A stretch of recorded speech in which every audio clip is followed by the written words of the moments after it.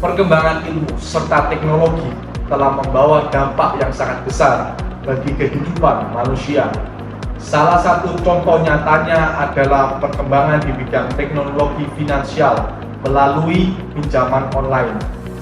Kehadiran pinjaman online ini mempermudah masyarakat untuk mendapatkan pinjaman uang dengan syarat serta ketentuan yang lebih mudah, ringan, dan fleksibel jikalau dibandingkan dengan lembaga keuangan konvensional seperti perbankan ataupun koperasi.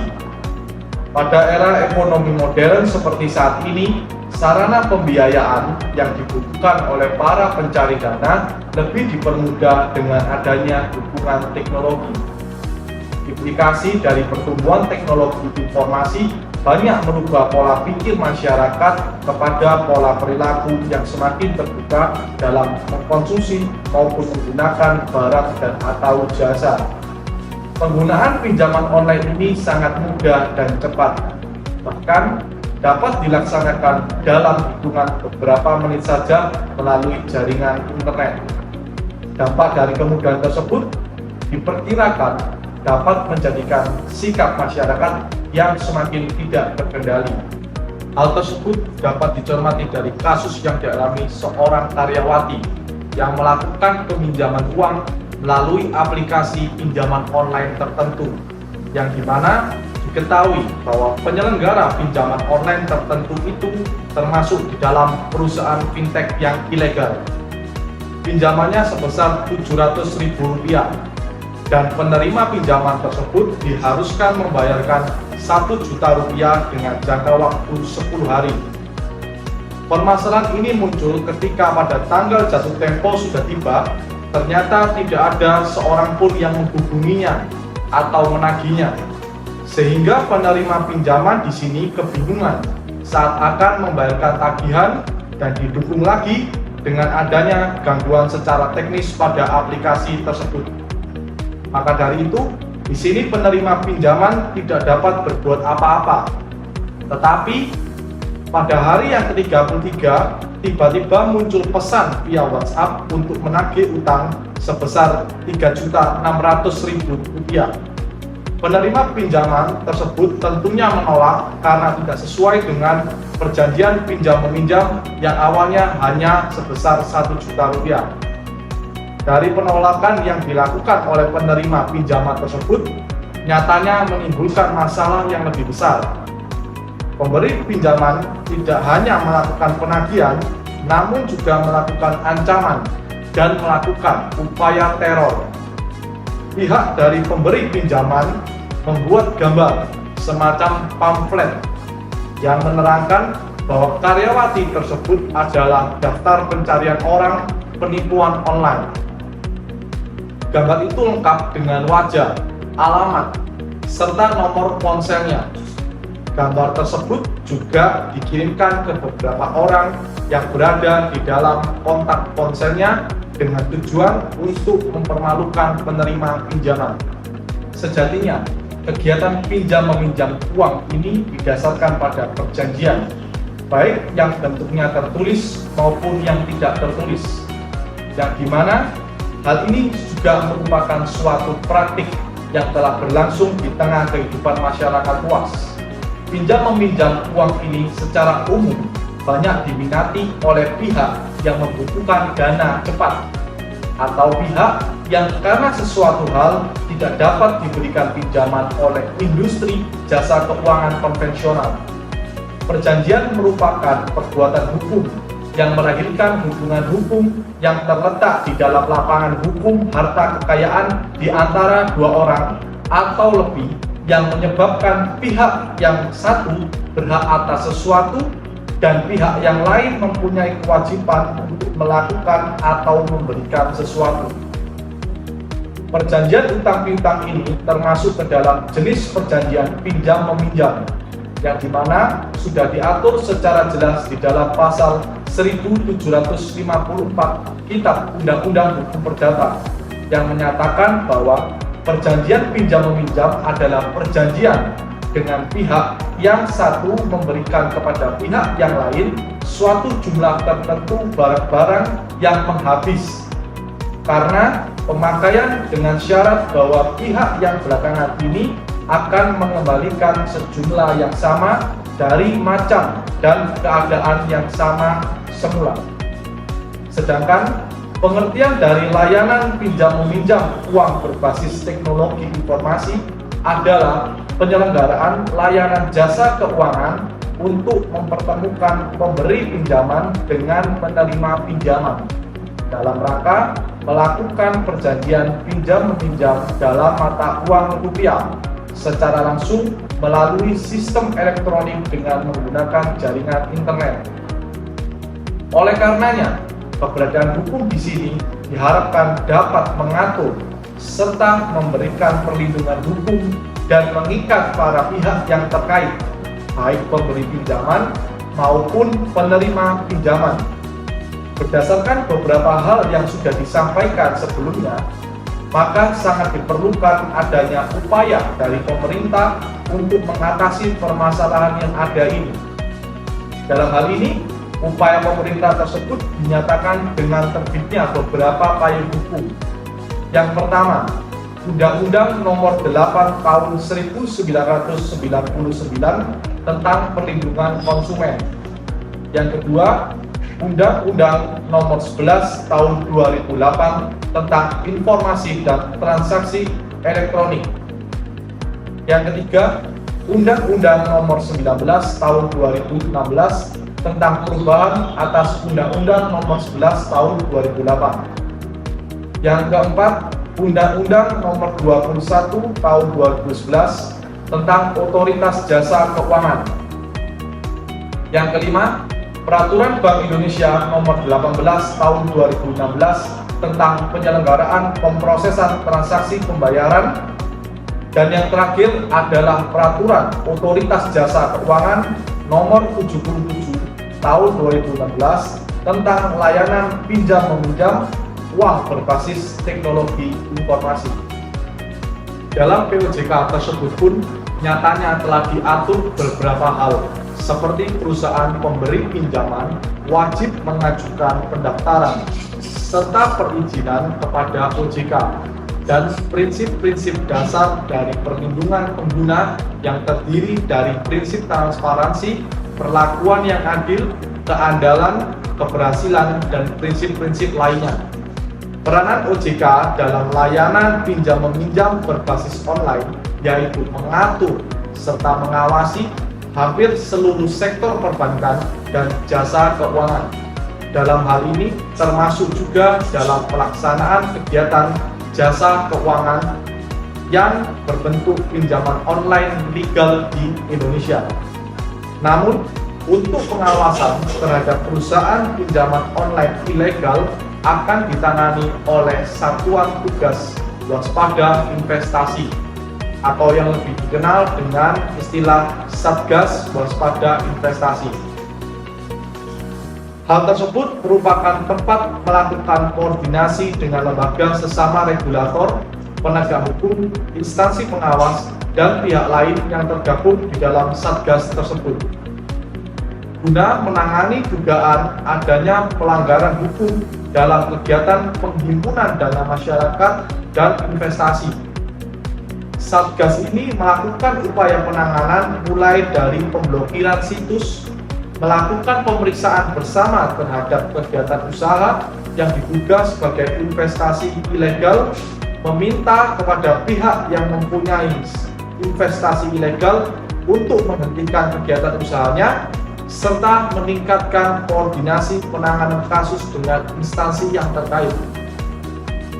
Kesimpulan yang harus diperhatikan ada dua dari penjelasan yang sudah disampaikan. Yang pertama, perlindungan hukum harus diberikan terhadap pemberi pinjaman dan penerima pinjaman karena bentuk perlindungan itu merupakan wujud nyata akan penghargaan serta penghormatan hak dan kewajiban para pihak. Yang kedua, jikalau terjadi sengketa antara para pihak, baik pemberi pinjaman maupun penerima pinjaman, maka dapat diselesaikan melalui dua cara, yaitu melalui jalur non-litigasi dan jalur litigasi. Jikalau para pihak memilih untuk menyelesaikan sengketa melalui non-litigasi, maka para pihak dapat menyelesaikannya melalui mediasi, negosiasi, konsiliasi, ataupun arbitrase. Sedangkan sebaliknya, jikalau para pihak memilih untuk menyelesaikan sengketa melalui jalur litigasi, maka harus melalui proses pengadilan. Sekian yang dapat saya sampaikan terkait dengan dampak atas perkembangan teknologi finansial dalam perspektif hukumnya. Saat ini, untuk tempat dan waktu saya persilakan kepada Ibu Yuni Putri Dewantara agar dapat mengkaji dalam perspektif ekonominya. Baik, terima kasih atas tempat dan waktunya Pak D. Sebelum kita membahas lebih lanjut, penting bagi kita untuk lebih memahami istilah financial technology atau yang biasa disebut sebagai fintech. Fintech merupakan salah satu inovasi di bidang layanan jasa keuangan berbasis teknologi yang ditujukan agar transaksi dan layanan keuangan jadi lebih efektif dan efisien.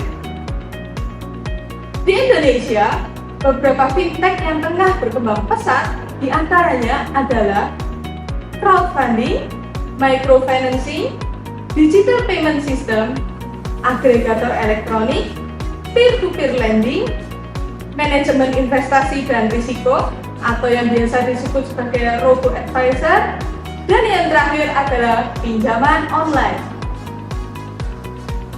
Tidak dapat dipungkiri bahwa perkembangan pinjaman online atau yang biasa kita sebut sebagai pinjol demikian menjamur hingga ke seluruh pelosok negeri. Penggunaannya pun bermacam-macam. Ada yang digunakan untuk kebutuhan hidup sehari-hari, pendidikan, kebutuhan konsumtif, atau bahkan untuk modal usaha.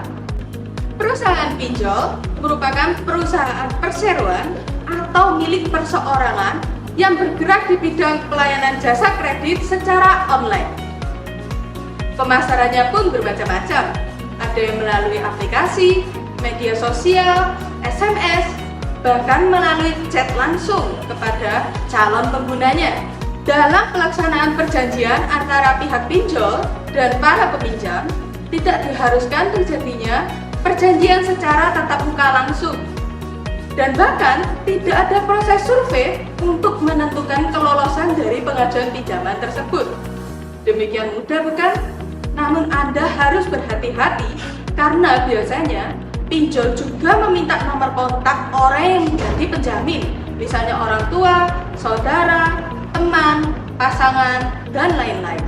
Tidak dapat dipungkiri, segala sesuatu pasti memiliki segi positif dan juga segi negatif. Segi positif dari pinjol adalah prosesnya yang mudah, cepat, syarat yang tidak ribet, serta dapat digunakan untuk segala keperluan. Namun, risiko yang dihadapi juga cukup tinggi. Yang pertama adalah bunga dan dendanya yang tinggi, risiko penyadapan piranti elektronik atau bahkan parahnya pencurian data dan informasi, kemudian risiko adanya teror, tindakan tidak sopan, atau bahkan pelecehan seperti mengedit foto peminjam menjadi objek pornografi, atau bahkan perbuatan fitnah seperti mengumbar aib. Beberapa jenis pinjol yang perlu kita ketahui adalah sebagai berikut. Yang pertama adalah pinjol dana tunai yang langsung cair dalam waktu 24 jam ke rekening peminjam. Biasanya nominalnya berkisar antara Rp500.000 hingga Rp3 juta. Selain itu, juga terdapat pinjol dana usaha dan pinjol cicilan tanpa kartu kredit. Lantas, bagaimana cara membedakan antara pinjol yang legal dan aman dengan pinjol yang ilegal? Perhatikan beberapa ciri-ciri berikut. Yang pertama adalah tidak terdaftar dan tidak memiliki izin dari OJK atau Otoritas Jasa Keuangan. Kemudian menggunakan SMS atau WhatsApp dalam memberikan penawarannya. Kemudian kemudahan dalam pemberian pinjaman yang dirasa tidak masuk akal. Adanya bunga atau biaya pinjaman yang tidak dijelaskan di awal. ancaman teror, intimidasi, dan pelecehan bagi peminjam yang tidak mampu membayar kewajibannya, tidak memiliki layanan pengaduan sendiri, tidak memiliki identitas pengurus dan alamat kantor yang jelas, dan meminta akses seluruh data pribadi yang ada di dalam piranti elektronik peminjam. Biasanya, pihak yang melakukan penagihan ini tidak mengantongi sertifikasi penagihan yang dikeluarkan oleh Asosiasi Fintech Pendanaan Bersama Indonesia atau AFPI. Anda juga dapat melakukan pengecekan terkait pinjol yang legal secara cepat melalui website resmi OJK, WhatsApp resmi OJK, email resmi OJK, maupun dengan melakukan telepon ke 157. Bagi Anda yang menghindari pinjol, terdapat beberapa jenis pinjaman lain selain pinjol. Yang pertama adalah kredit bank, seperti contohnya adalah KPR, kredit usaha rakyat, kredit modal kerja, kredit tanpa agunan, hingga penggunaan kartu kredit yang demikian marak. Selanjutnya juga ada koperasi simpan pinjam. Namun pastikan bahwa koperasi tersebut legal, aman, dan terdaftar, bukan yang abal-abal, apalagi yang berkedok investasi. Kemudian juga terdapat pinjaman pegawai bagi karyawan yang bekerja di suatu perusahaan, di mana biasanya terdapat fasilitas pinjaman dengan bunga yang lebih rendah. Terdapat juga pinjaman tanpa agunan, kredit ultramikro yang merupakan program pembiayaan yang disediakan oleh pemerintah dengan syarat jaminan kegiatan usaha. Biasanya nominalnya adalah sebesar 10 juta rupiah. Selain itu, bagi Anda yang sering melakukan transaksi di e-commerce, Anda juga dapat memanfaatkan penggunaan pay letter seperti yang ada di Shopee maupun Traveloka. Selain itu, Anda juga bisa memanfaatkan jenis pinjaman pegadaian. Pegadaian merupakan salah satu jenis pinjaman yang dinilai cukup aman karena tidak menimbulkan utang yang baru, melainkan hanya pengambilan aset yang telah Anda gadaikan apabila Anda tidak berhasil membayar kewajiban yang telah Anda miliki dari pegadaian tersebut. Terdapat beberapa tips dalam mengajukan pinjaman agar mudah disetujui. Yang pertama adalah milikilah penghasilan yang tetap. Nominal penghasilan Anda akan berpengaruh terhadap nominal pinjaman yang dapat Anda dapatkan. Selain itu, milikilah skor kredit yang baik yang menggambarkan riwayat peminjaman oleh kreditur dari segi kepatuhannya. Selain itu, hindari mengajukan nominal pinjaman yang terlalu besar dan tidak sesuai dengan situasi dan kondisi yang Anda miliki. Saya juga akan membagikan beberapa tips dalam mengatur keuangan Anda. Yang pertama adalah 50, 30, dan 20. Di mana sebesar 50% digunakan untuk kebutuhan pokok, 30% untuk kebutuhan pribadi, dan 20% untuk tabungan atau investasi. Yang kedua adalah 40, 30, 20, dan 10. Di mana sebesar 40% untuk kebutuhan hidup, 30% untuk cicilan, 20% untuk tabungan atau investasi, dan 10% untuk amal. Rumus yang kedua ini sangat cocok Anda terapkan apabila Anda memiliki cicilan dan Anda merupakan orang yang suka melakukan amal. Dan rumus yang ketiga, yaitu rumus yang terakhir adalah 80-20, di mana sebesar 80% untuk memenuhi segala macam kebutuhan hidup termasuk kebutuhan konsumtif, dan 20% digunakan untuk investasi atau tabungan yang langsung dipisahkan ke dalam rekening yang berbeda. Baik, itulah yang dapat saya sampaikan dari sudut pandang ekonomi. Itulah yang dapat kami sampaikan terkait dengan dampak atas perkembangan teknologi finansial dalam perspektif hukum dan ekonomi. Selanjutnya, kami akan menyampaikan juga terkait dengan topik yang lain yang dimana masih di dalam kajian hukum dan ekonomi.